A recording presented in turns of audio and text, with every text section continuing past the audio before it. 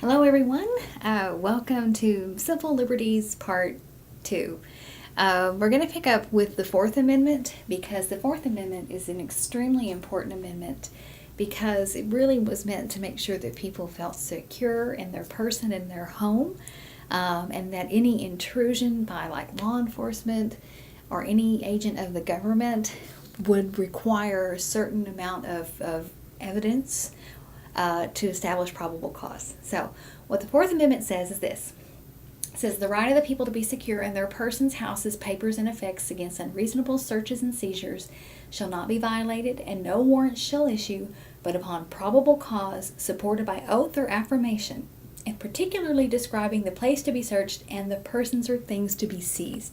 In other words, if you were to have somebody come to your house and say, we want to come in and search your home, if that agent of the government, be it FBI or a local policeman, whatever, had a warrant, you would actually have to allow that person in your home. But if that person doesn't have a warrant, you do not have to let that person in your home. In fact, you can say, I'm not going to allow you to do that. And if you want to do it, you need to get a warrant and come back. And so the idea is that you should never be in fear. A law-abiding citizen should never be in fear of just having a government come in and take things or search through things.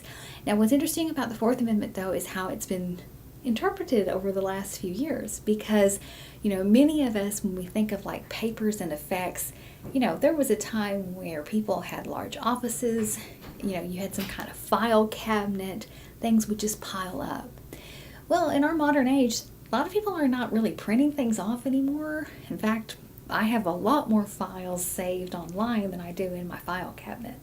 And so the courts have been asked to kind of interpret that over the last really decade or so. What are personal effects, and how do we interpret this for 2000s, going into the 2010s and 2020s and so forth. So, for example, your phone. The Supreme Court has ruled that your phone is actually protected under the Fourth Amendment. Now, there's certain little caveats here, because if your phone is unlocked, still technically permission should be asked to, get into it. But the courts have actually ruled that, you cannot be forced to enter codes, because obviously if you have something that's personal saved on your phone that can incriminate you, the Fourth Amendment should apply. The Supreme Court has also ruled, for example, that the Fourth Amendment protects the extraction of DNA. So let's say you're somebody who's accused of a crime and DNA was found on the scene. In order to use your DNA, the court would need a warrant. Now, there's some exceptions to that. Let's say that they had a right to search your home, they find a hairbrush, they get hair off the brush, they have your DNA. But let's say that you're sitting around and they come to you and say, well, we want a DNA sample from you. You actually have a right to say, no, I'm not giving you a DNA sample. And this actually came because several law enforcement officials forced people to give blood samples, which the courts kind of agreed that's a pretty intrusive thing to do to people. But just be aware that, we are not living in 1787. We're living in 2019. So the Fourth Amendment is consistently kind of challenged to see what are really your effects in your person. The Fifth Amendment is one of the best amendments there is, and it covers a lot of stuff. So it says no person shall be held to answer for a capital or otherwise infamous crime unless a presentment or indictment of a grand jury, except in cases arising in the land or naval forces or in the militia, or in actual service in time of war or public danger. Let me tell you, this is a very interesting thing, because what it means is it's granting a certain level of due process, talking about how indictments should come down. The latter part, though, that I mentioned about the military has actually been interpreted to allow the military to have sometimes its own separate law codes. For example, adultery in the civilian world is not illegal. It's cause for divorce, but it's not illegal. In the military, it is. So the Fifth Amendment actually allows the military to sometimes have a slightly different standard, as long as it can be legally justified. But it goes on. It actually also says that nor shall any person be subject for the same offense to be twice put in jeopardy of life or limb. That is the double jeopardy clause. Means that if you are, already been tried for a crime a decision's already been made. In other words, if you've been acquitted for it, you cannot be charged with it again. Now, there's some ways that can happen. For example, states have jurisdiction, and so does the federal government. So, for example, when we talk about civil rights next time, there are cases with civil rights where somebody did something very horrific to a civil rights worker, or just somebody who didn't look like them. And these were people who were let off at the state level by juries that did not convict them. Many of these people later on will be tried by the federal government for civil rights violations. And so because they're being tried by the federal government and not the state government, it does not necessarily violate the double jeopardy clause. Just be aware. Now, it also says that you cannot be compelled in a criminal case to be a witness against, well, it says himself, but yourself. And this is why, you might have heard of people taking the fifth. It means that if I were put on a court stand and somebody asked me a question, and if I answered it honestly, I would incriminate myself. I don't necessarily have to do that, but I can't lie either.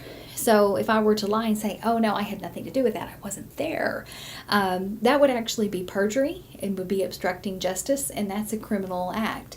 However, if I said, I'm going to invoke my Fifth Amendment privileges and I'm not going to answer your question, I'm not lying to anybody, and under the legal system that cannot be used against me, or it's not supposed to be, because I do not have a right.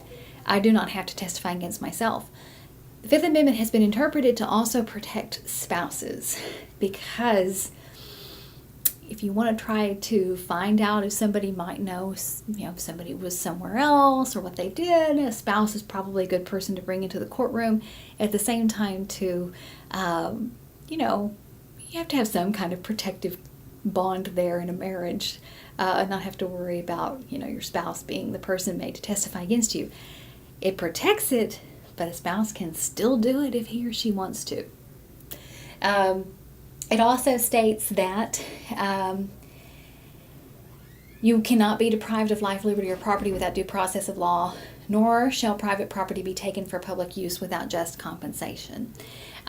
This part is the due process clause, not being deprived of life or liberty without due process of law. This is a clause that makes it to where the federal government is not allowed to discriminate or treat people differently. I cannot tell you how many times this has been important throughout American history. It is actually the Fifth Amendment that when Justice Kennedy voted in favor of gay marriage, allowing gay marriage, he used the Fifth Amendment by saying that not recognizing the rights of homosexual couples to marry and have all the legal benefits of marriage was actually a violation of the Fifth Amendment to the Constitution. Because, for example, if you have people who are married and you have somebody who's paid into Social Security, or maybe paid in more to Social Security, that person dies, the other person's actually entitled to the benefits that their spouse paid in if it was more. Justice Kennedy, and of course many others, recognize that if you don't allow the same privileges, then you are then treating a group differently. And to him and many others, the Fifth Amendment says that's not okay. Now, I do want to move on to the Sixth Amendment of the Constitution, because it says in criminal prosecutions, the accused shall enjoy the right to a speedy and public trial. Anybody who's ever been affiliated with any kind of trial must know that that's it's not always very speedy, but the idea is that it should continue to move through the process. You should have an impartial jury of the state and district where the crime was committed, and the district shall have been previously ascertained by law to be informed of the nature and cause of the accusation. In other words, if you're accused of a crime, you should be told what it is. After all, it's very important that we have the ability to defend ourselves. If you don't know what you're accused of, it's kind of hard to do that. You also have a right to confront witnesses against you, and I think that's for obvious reasons. As hard as it is sometimes for people who are victims to testify, if people did not have a chance to cross-examine people who were accusing them of a crime, that probably wouldn't be a very democratic way to live. And also you have to have compulsory process for obtaining witnesses in your favor, and you have the right to have a counsel for your defense. In other words, you can bring in your own witnesses if you're accused of a crime, and in addition to that, you do have a right to have a lawyer. Whether you always have a right to a lawyer is a good question, because you don't for misdemeanors. If there's no jail time involved, you can't necessarily go in and claim you want, a lawyer for your, traffic ticket. You don't have a right to that. But if you were charged with a felony crime, you actually do have a right to a lawyer, and if you can't afford one, the court appoints one to you. Now, the Seventh Amendment is an interesting one, because what it does is it deals with, common law suits. It states that the value of a controversy you can't exceed $20. Please know that the $20 has been updated over the last 250 years, according to what it would be today.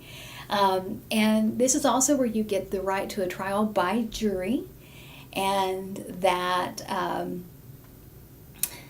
no fact tried by a jury shall be otherwise reexamined in any court of the United States. And this is something that deals a lot too with common law, or the idea of precedents being important.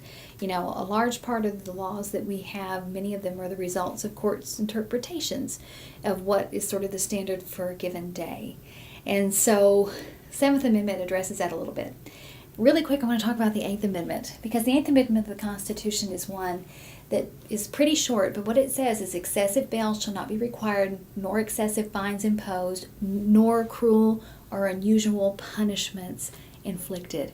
We as a country have evolved a lot on this issue, and the question of, if it's too excessive or if it's too much, and then if it's something that's really, really grueling, should that be done to a human being? And I can tell you that a lot of the different debates that we have over things like the death penalty have evolved over the years, and the question of what is cruel is very subjective. But I will tell you that this is a huge contrast to the way Europeans were executing a lot of people. Europeans had been known for doing things like drawing and quartering people for punishment, boiling people to death in like hot boiling oil.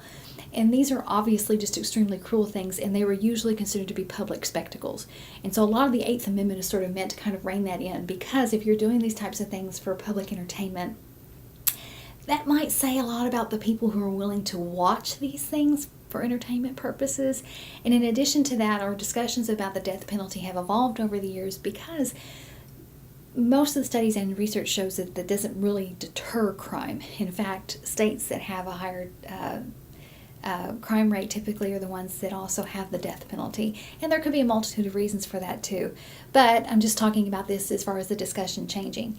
The Supreme Court in the last 20 years has done things like it said you can't sentence somebody under the age of 18 to death for a crime, because in our society we recognize 18 as basically being the age where a person becomes an adult, which means if you're under 18 you're still a child. And the Supreme Court has ruled that it is cruel or unusual to execute a child. But just be kind of aware of these things so that you can kind of watch it throughout your life and to see how we change and our interpretations evolve. Very quickly, the Ninth Amendment is the enumeration in the Constitution of certain rights shall not be construed to deny or disparage others retained by the people. This is basically a disclaimer line, and this means that just because it's not stated here doesn't necessarily mean that you don't have it. Because anytime you put a list together and say, well, here's what's all protected, you could have somebody come in and go, well, if it's not there, then it doesn't get protected. Well, this is sort of like that is not what this means. So, for example, the Supreme Court many times has ruled that people have a right to privacy in the United States. You don't have an amendment that specifically says that you have a right to privacy, but the Supreme Court has said that with the other amendments, there really is an implication that you do kind of have that right.